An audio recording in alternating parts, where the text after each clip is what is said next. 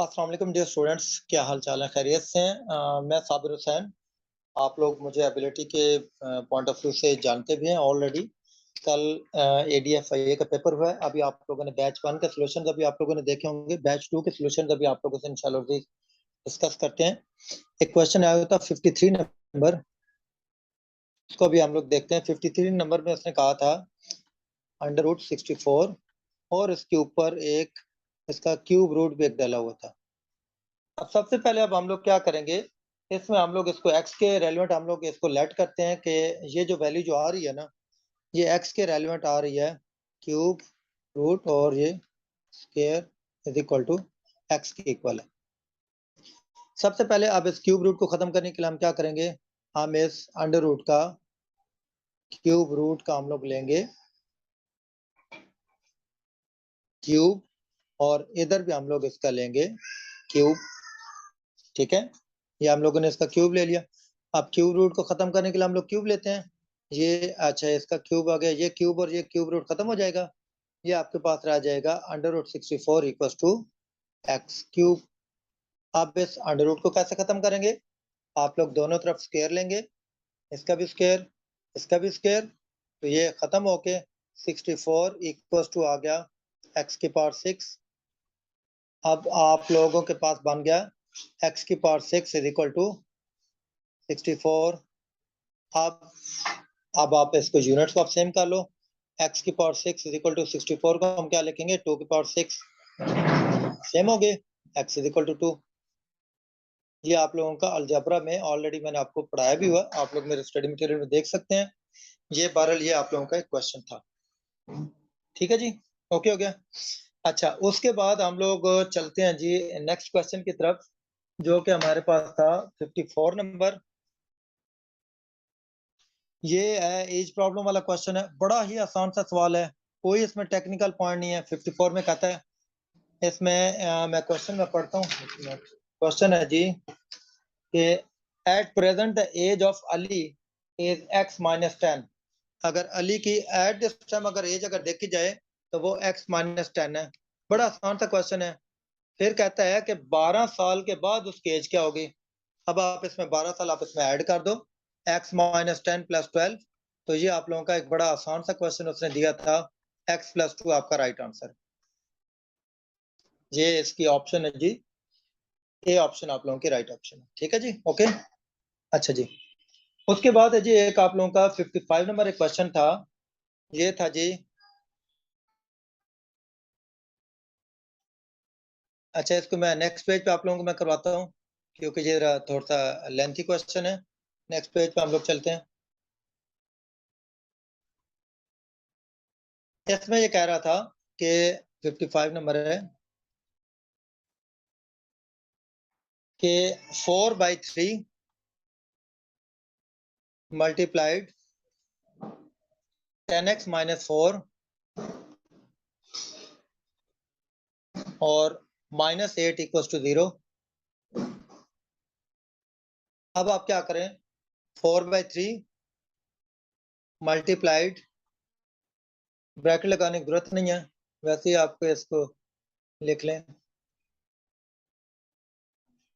10x-4 is equal to, पहले 8 को आप लोग उधर लेके जाएं, 8 उधर जाकर प्लस होगा, 4/3 को आप उधर ले जाएं, इधर आ जाएगा 10x-4 under root is equal to 8। ये 4/3 उधर जाके हो जाएगा 3/4। ये आ जाएगा 10x-4 under root is equal to 4 2 the 8, ये आ जाएगा 6। अब आपने इसका अंडर रूट आपने खत्म करना है, तो आप दोनों तरफ आप स्क्वायर आप ले लो। 10x-4 इज इक्वल टू, ये अंडर रूट स्क्वायर कैंसिल हो गया, ये हो गया 36, -4 को उधर ले जाएं, 36 + 4, तो ये हो जाएगा 10x इज इक्वल टू 40 और x इज इक्वल टू, ये 40/10 मीन्स 4 आपका राइट आंसर। x की वैल्यू 4, ये आप लोगों की ऑप्शन थी जी।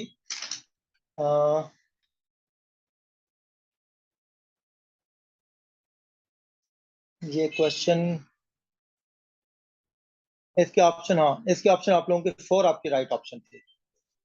ठीक है, 4 आप लोगों की राइट ऑप्शन है, ये आप लोगों का है सी ऑप्शन है। अच्छा जी, उसके बाद हम लोग जी आते हैं आगे नेक्स्ट क्वेश्चन की तरफ। 56 नंबर जी क्या कहता है? 56 नंबर, एक लेंथी उसने क्वेश्चन आपको दे दिया, algebraic expression this and this, लेकिन बड़ा आसान सा क्वेश्चन है। देखिएगा इसमें वो हम लोगों ने इसको कैसे हमने बनाना है।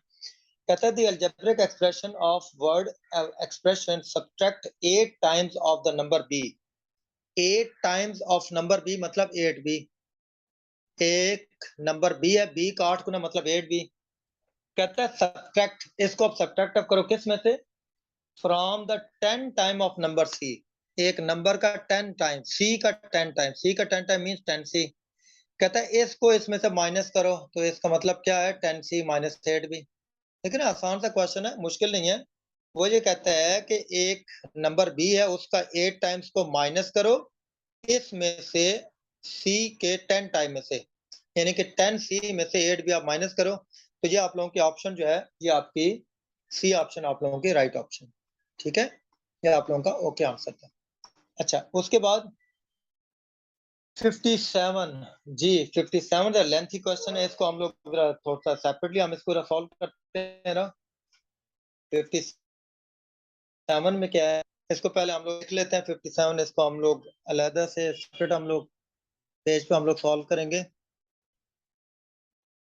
57 में कहता है कि if x plus 2y is equal to 13। अच्छा, दूसरी इक्वेशन कहता है x plus Y plus z जो है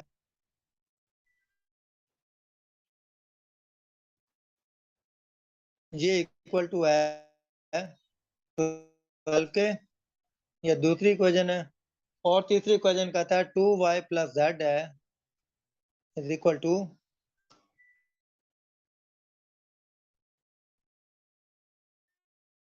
11 के। अब ये कहता है इसमें से x, y और z की वैल्यू कौन कौन सी आएंगी। अब इसमें भी ना, इसमें भी ऑप्शन की मिस्टेक है, यानी कि इसमें जो ऑप्शन जो आती है वो एक्यूरेट है, लेकिन इसमें जो मैंने यहाँ पे लिखा हुआ था, इसमें उन्होंने जो ऑप्शन जो दिए ना, नन नन ऑफ दिस, ये राइट ऑप्शन नहीं है। एक्चुअल में इसकी राइट ऑप्शन सी आती है।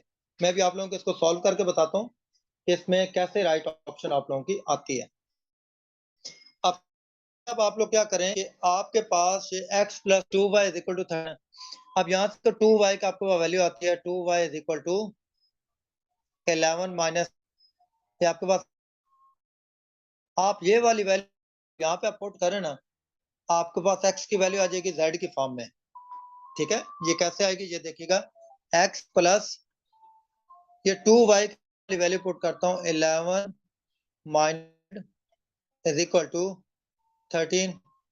अब यहाँ से x माइनस z की वैल्यू आ गई इज इक्वल टू, ये 11 उधर जाकर माइनस हो गया, 13 माइनस 11, तो x माइनस वैल्यू आ गई 2। ठीक है, अब यहाँ से x की वैल्यू क्या आ सकती है? 2 प्लस z।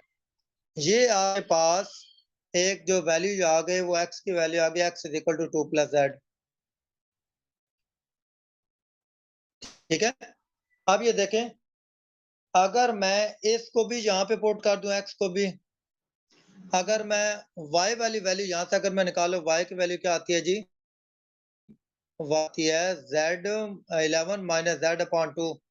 इसको भी अगर मैं यहाँ पे अगर मैं पुट कर दूं y की जगह पे, और z की वैल्यू ऑलरेडी z में है, यानी कि इन तीनों को अगर मैं z की फॉर्म में अगर मैं सॉल्व अगर कर दूं ना, तो मेरे पास एक z की ऑप्शन आ जाएगी, z का आंसर आ जाएगा। z का आंसर जब मैं यहाँ पे पुट करूंगा तो x का आंसर आ जाएगा, z का आंसर जब मैं यहाँ पे पुट करूंगा मेरे पास y का आंसर आ जाएगा। देखिए कैसे, x की जगह अगर मैं पुट करूंगा, x की जगह 2 प्लस z, ये देखिएगा 2 प्लस z प्लस y की जगह मैं पुट करूंगा z 11 माइनस z अपॉन 2, और प्लस ये z की जगह ऐसे z आ गया इक्वल टू 12। यानी कि अब इस इक्वेशन को मैं सॉल्व करके यहाँ से मैं z में निकाल लेता हूँ। कैसे? इसका एलसीएम 2, इसका एलसीएम आएगा, 2 को इस पे सॉल्व किया तो 2 इंटू 2 प्लस z प्लस 2 को 2 पे डिवाइड किया 11 माइनस z आएगा, और प्लस 2 को 1 पे डिवाइड किया 2z। आप लोगों को बस सॉल्व करना आना चाहिए कि एलसीएम कैसे सॉल्व कर। अच्छा ये देखिए 2 4 plus 2z minus z plus 2z divided is equal to, ये जो 2 है तो जाकर मल्टीप्लाई होगा 12 इंटू। अच्छा ये आ जाएगा, ये 4 plus 11 15, 2z 4z minus 1z तो 3z रह गया, इज इक्वल टू 24। इस 15 को उधर ले जाएं, 3z इज इक्वल टू 24 15, ये आ जाएगा 3z इज इक्वल टू 9। अब ये आपके पास आ गया z is equal to 9/3 means z is equal to 3। अब ये z की वैल्यू आप यहाँ पे जब आपको ना, यहाँ पे x इज इक्वल टू, ये z की वैल्यू अगर मैं यहाँ पे अगर पुट कर दूं ना, x आ गया 2 प्लस 3, x की वैल्यू आ गई 5, ठीक है, ये x की वैल्यू आ गई। इसी z की वैल्यू अगर आप यहाँ पे आप पुट कर दो, यहाँ पे आपको y की वैल्यू मिल जाएगा, y is equal to 11 minus z की जगह 3/2, तो ये y इज इक्वल टू आ गया 2, यानी कि y इज इक्वल टू 4। मतलब मेरे पास सबकी वैल्यू x की x की वैल्यू 5, y की वैल्यू आती है 4, और z की वैल्यू आती है 2 3, सॉरी। आप ये देखें, आपके पास ये जो वैल्यू, ये जो ऑप्शन में पहले मैं देख रहा था, ये वाली जो ऑप्शन है x is equal to 5, y is equal to 3, आप देखा आपके पास सी ऑप्शन मौजूद है, लेकिन उन्होंने तो गलत किया, उन्होंने डी ऑप्शन को नन को उन्होंने ओके किया हुआ है, ये भी एक ऑप्शन गलत है, यानी कि उनके आंसर की में एफपीएससी के आंसर की।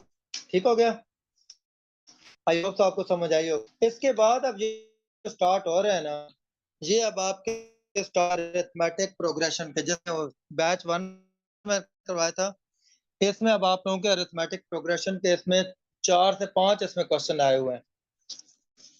अच्छा अब इनको सॉल्व करते हैं, पूरा देखते हैं। ये आपके पास क्वेश्चन नंबर आ रहा है जी 58 नंबर। 58 नंबर क्वेश्चन में कहा जा रहा है कि the sum of series 1, sum of series 1 5 9 13 फिर कहता है, और फिर कहता है अप टू 40 टर्म, 40 अगर टोटल अगर नंबर हो तो उनका सम आपस में क्या होगा। अब ये इसने अब आप लोगों को ये दिया क्वेश्चन, इस क्वेश्चन को अब आप लोगों को ये सॉल्व करना है। अब ये वाला जो क्वेश्चन है ना, इसमें जब आप लोग सम ऑफ नंबर्स आप लोग फाइंड आउट करते हैं, सम ऑफ सीरीज या सम ऑफ नंबर्स, वहां पे आप लोगों ने अगर मेरा मेंटल एबिलिटी अगर चैप्टर देखा है तो वहां पे मैंने एक फार्मूला बताया हुआ है n/2, ये सम ऑफ नंबर्स का फार्मूला होता है SN is equal to sum of number 2a plus n-1 into D, ये मैंने एक फार्मूला मैंने बताया हुआ है। अब n यहाँ पे टोटल 40 नंबर है, 40/2, 2 इंटू ए होती है फर्स्ट टर्म, फर्स्ट वैल्यू क्या है 1 plus n-1, n-1 mean 40 - 1, D कहते हैं डिफरेंस, 1 के बाद 5, 5 के बाद 9, 9 के बाद 13, 4 का डिफरेंस आ रहा है, ये 4। अच्छा ये आ गया 40/2 20, 2 प्लस 40 - 1 39, 39 इंटू 4। अच्छा ये आ जाएगा 22 प्लस 39 इंटू 4, ये आप जब सॉल्व करोगे ये बनेगा 156, 20 इंटू 158, ये आपके पास आंसर आ जाएगा 3160। और ये आप लोगों की जो ऑप्शन जी कौन सी है जी, ये आप लोगों की सी ऑप्शन है। ठीक हो गया, राइट। सम ऑफ नंबर्स के लिए आप ये वाला फॉर्मूला आप यूज आप करते हो। अब उसके बाद उसने एक और क्वेश्चन दिया 16 नंबर, मुझे दिया है कि in an arithmetic progression, in an AP stand for arithmetic progression, यानी कि ये भी आपका सीक्वेंस होता है। इस वजह से आप लोगों को मैंने बताया था ये n equal to a plus n minus. अब यहाँ पे ये कहता है कि इक्वल टू 3 है और d इज इक्वल टू 6 है और n इज इक्वल टू 9 है। वो ये कहता है मुझे इसमें आप लोग टी एन के आप लोग वैल्यू बताओ कि टी एन के इसमें वैल्यू क्या है। आप टी एन की वैल्यू यहाँ पे, ये आपका एक फार्मूला होता है T N is equal to, ये ए एन के इक्वल होता है A N minus one into D, इसका फार्मूला वही होता है। आप ये देखें, ये आप लोगों का ए की वैल्यू क्या है 3 प्लस 9, यानी कि 9 टाइम्स है, और इनमें डी कितना, डी है 6 का। ये आप लोग इसमें पुट कर दो, आपको टी एन की वैल्यू बता देगा। यानी कि आप लोगों ने सिंपली ये अरिथमेटिक प्रोग्रेशन के जो फार्मूला था इनको आप लोगों ने याद रखना है। 3 plus n minus 9 minus 1 8 into 6 48। तो ये आप लोगों का राइट आंसर आ गया 51।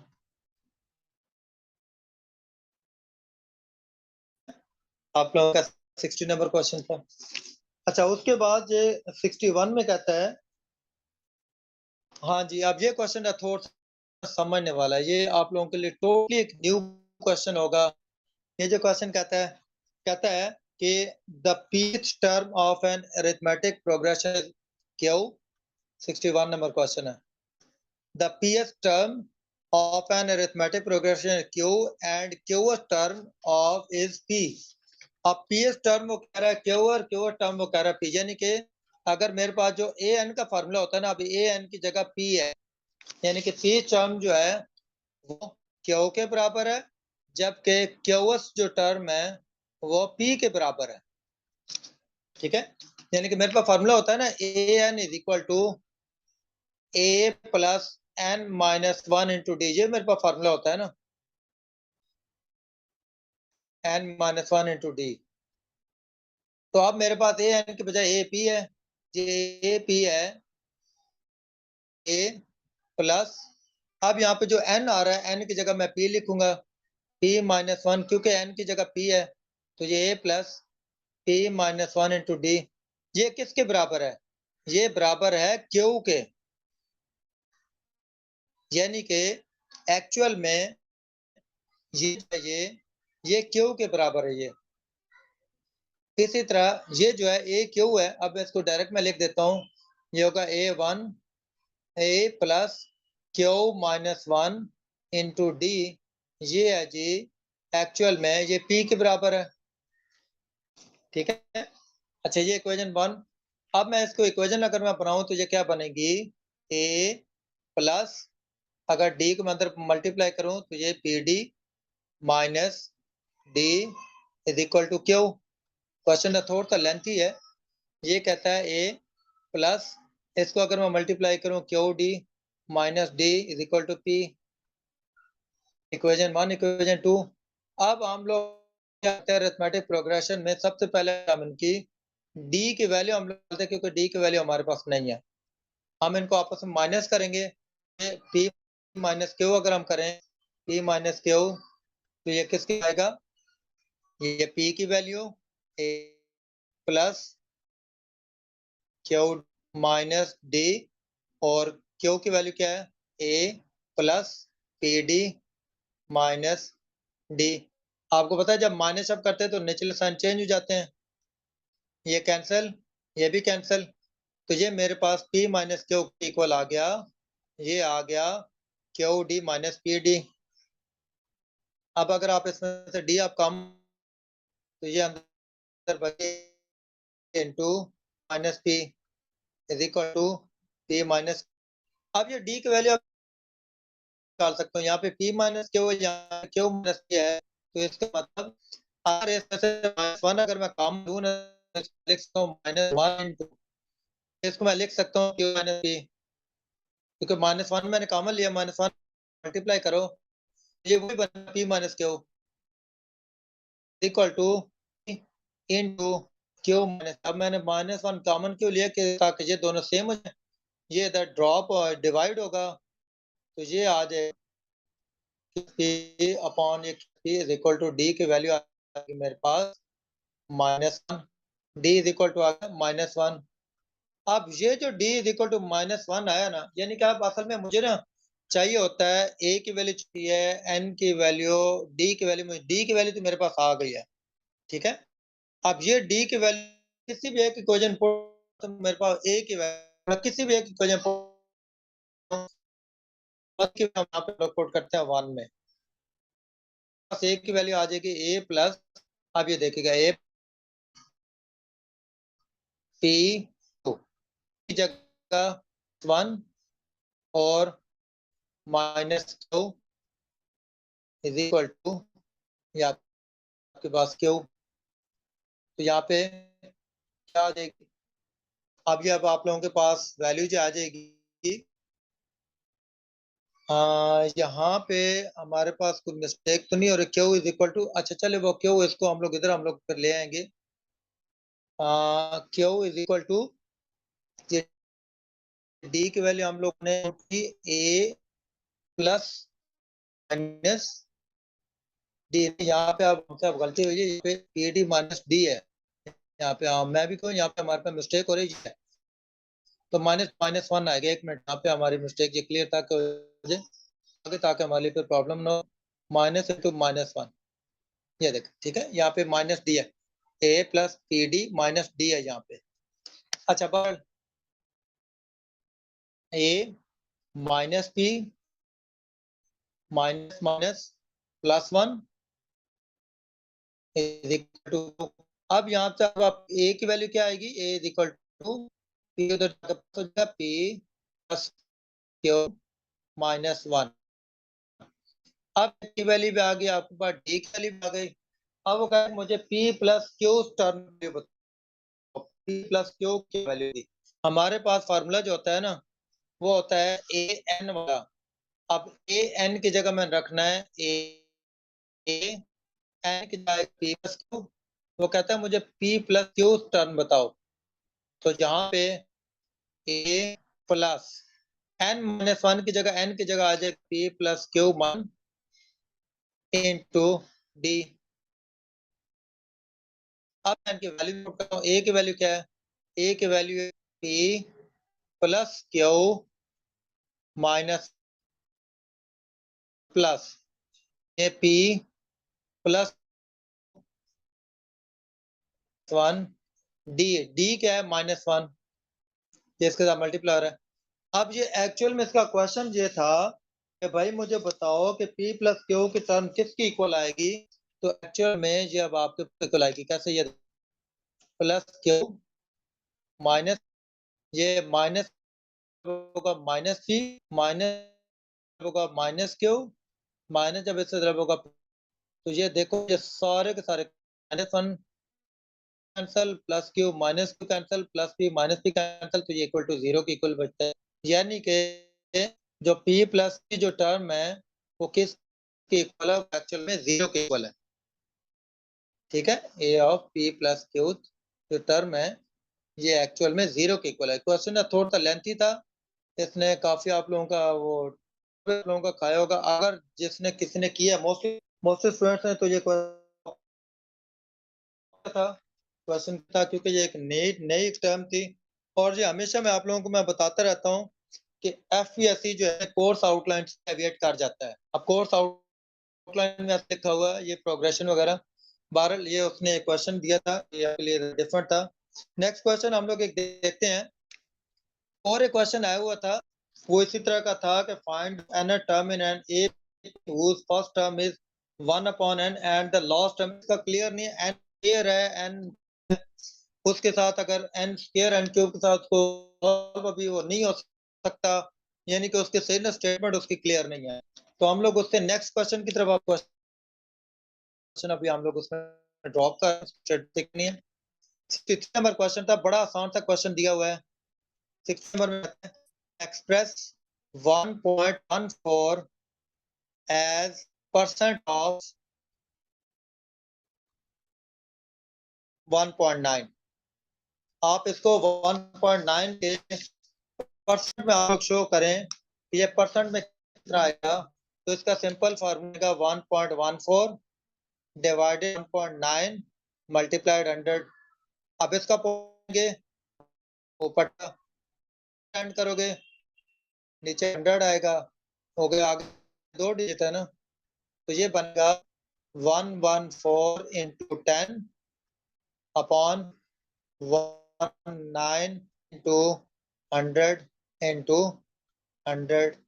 ये 100 कैंसिल हो गया, ये आ जाएगा 1 0 बाय 1, सॉरी ये 119 नहीं, ये 19 है, सॉरी ये पॉइंट का 1 था, ये 19 है। तो आप 191140 पर आप लोग जब डिवाइड करोगे तो ये आएगा 60%। 19 6 बार होता है 114,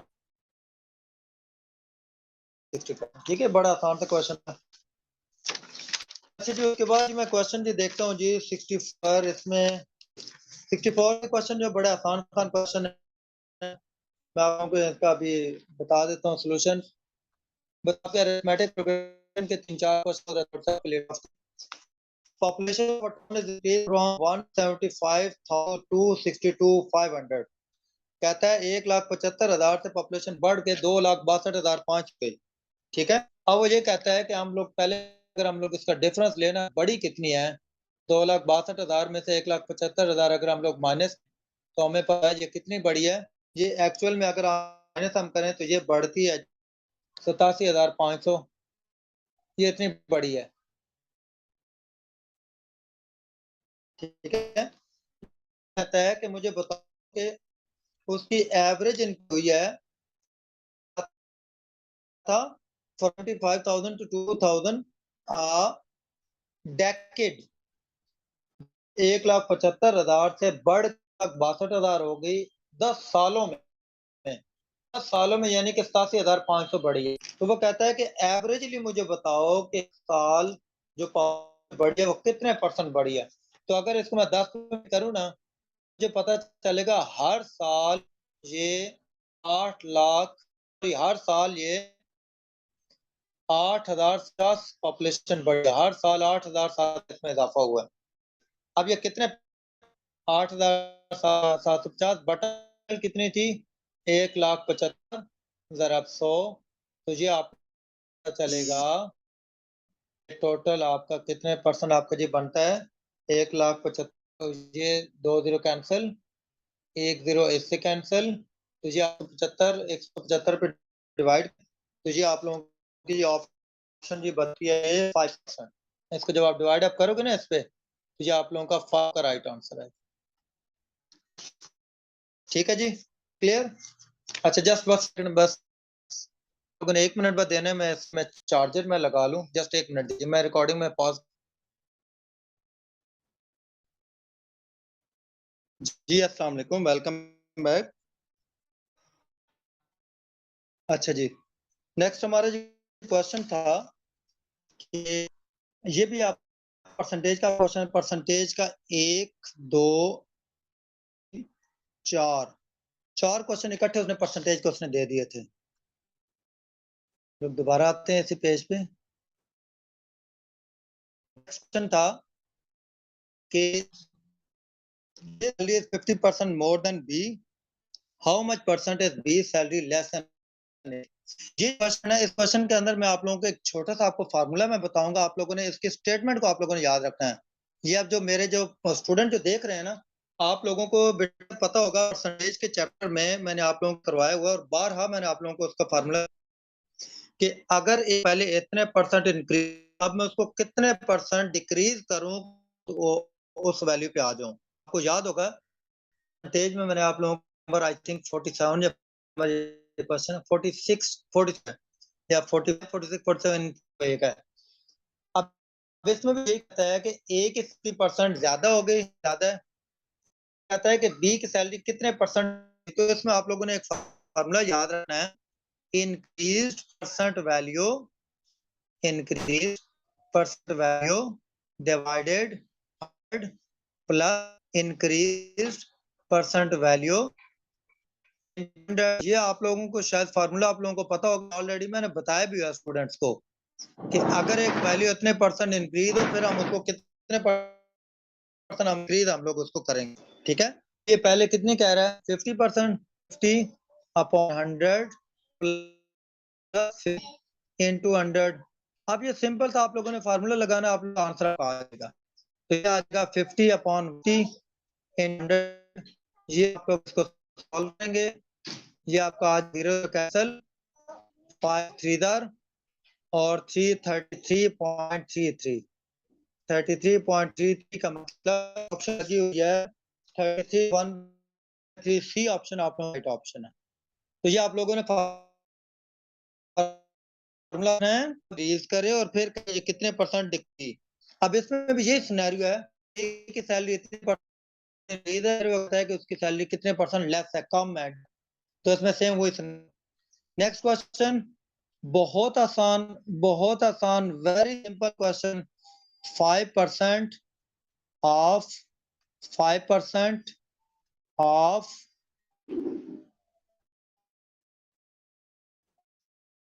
नेक्स्ट कर रहा है 100। अब ये देखें 5% वो शॉर्ट के जो बता रहे हैं 5% ऑफ 100, लेकिन स्टेटमेंट मांगी क्वेश्चन का सॉल्व हो गया 100 से कैंसिल 5 5 25 25/100 मींस 0.25। आप लोगों के ये ऑप्शन आपके राइट ऑप्शन है। ठीक है, आसान क्वेश्चन था।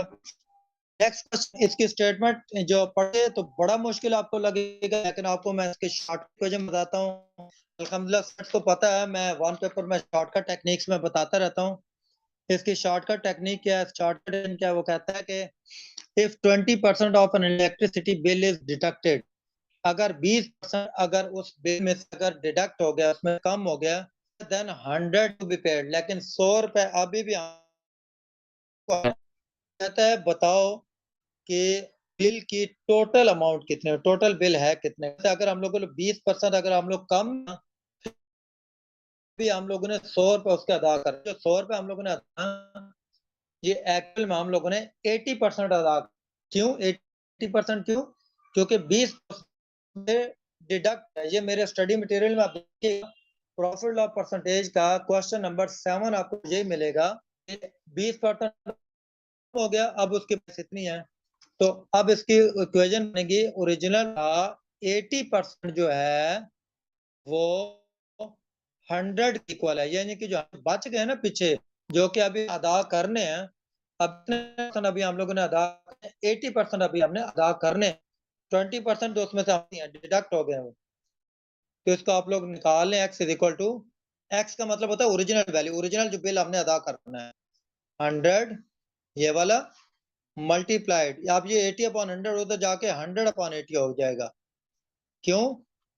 ये देखें, ये डिवाइड में ना उधर जाके 80 उधर मल्टीप्लाई उधर जाके डिवाइड हो गया। इसको जब आप 0 कैंसिल 2 4 2 5 और ये 4 25 25 5 सर 125 रुपए उस बिल की ओरिजिनल वैल्यू है, जिसमें से आप लोगों का 20% जब कम होता है तो फिर भी पीछे 100 ही बचता है। अगर आप इसको वेरीफाई करना चाहो ना तो आप कर सकते हो कि 125 का 20% लें, वो आएगा 25। आप 125 से 20% यानी 25 माइनस करो, पीछे 100 ही बचता है। ठीक हो गया बाजी, पीछे जी आगे बस एक दो क्वेश्चन में रह, एक क्वेश्चन में रह गया, बड़ा आसान सा क्वेश्चन 68 नंबर में, आपको यहीं पे आपको सॉल्व करवा देता हूँ। बड़ा ही आसान सा क्वेश्चन कहता है एक्स वाई जेड को अगर प्रोपोर्शन में शो करना हो तो कैसे शो करेंगे। एक्स वाई और जेड को अगर प्रोपोर्शन में शो करना हो तो कैसे शो करते हैं, तो ये शो होता है एक्स रेशो वाई प्रोपोर्शन, ये दूसरी वाली फिर रिपीट होती है वाई रेशो जेड। ये आप लोगों ने याद रखना है। इसको हम लोग इस तरह हम लोग शो करते हैं, x ratio y proportion y ratio z। तो मैं उम्मीद करता हूँ आप लोगों को ADFIA के जो बैच 1 और बैच 2 के जो सॉल्यूशन है ये आप लोगों को समझ आए होंगे।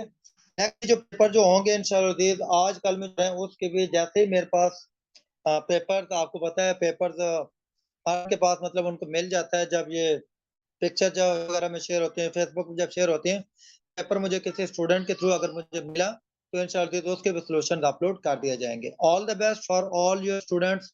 इंशाल्लाह मुझे पूरी उम्मीद है आप सब लोगों के लिए नेक तमन्नाएं हैं कि आप लोगों के नेक्स्ट पेपर भी अच्छे हों। कोशिश करें परसेंटेज और अलजेब्रा को बहुत ज़्यादा रिवाइज़ करें। बहुत ज़्यादा करें परसेंटेज अलजेब्रा को, ये मैक्सिमम आ रहा है। Thank you so much, all the best. अस्सलाम वालेकुम। मेरी तरफ से अल्लाह हाफ़िज़।